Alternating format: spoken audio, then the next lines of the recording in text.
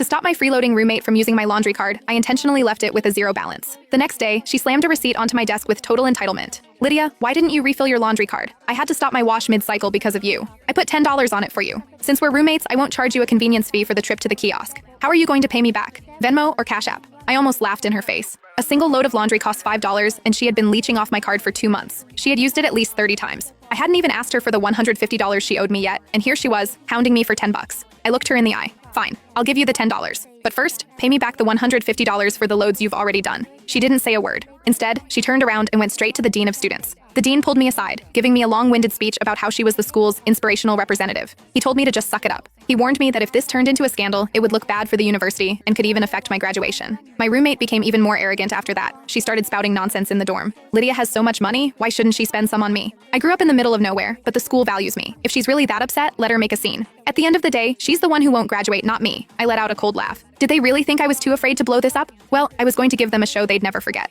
01. Nadine's eyes welled up with tears. She shot a quick glance at our other roommates before lowering her head. Her voice sounded like she was on the verge of a breakdown. Lydia, it was so windy this afternoon. I ran all the way to the student center with wet hair just to refill your card. If you don't want to be grateful, fine. But how can you be so petty about money? Petty? Is that what we're calling it now? Asking for what's rightfully mine? The other girls in the room turned their chairs around to watch the drama. Sloan asked, "What's going on?" "It's nothing. I just put $10 on Lydia's laundry card, and now she refuses to pay me back." Nadine sniffled, pausing for effect. "I'm not even saying she has to pay. It's just that $10 is what I spend on food for a whole day." Sloan nodded and looked at me. "Was your card really empty?" I leaned back in my chair, my voice flat. "Because Nadine used it all." Nadine pouted as if she were the victim. "What do you mean I used it? Don't you use it too? Besides, I've used it so many times before and you never said anything." I stared her down. "That's because every single time you said, 'I'll pay you back next time,' but you never did." The first time Nadine leached off me was during the second week of the semester. I had just finished my laundry when she happened to walk in. "Lydia, my card is empty. Can I borrow yours? I'll refill mine tomorrow and Venmo you." I said sure and handed it over. The next day she didn't mention it. I didn't bring it up either. Then came the third time, the fourth,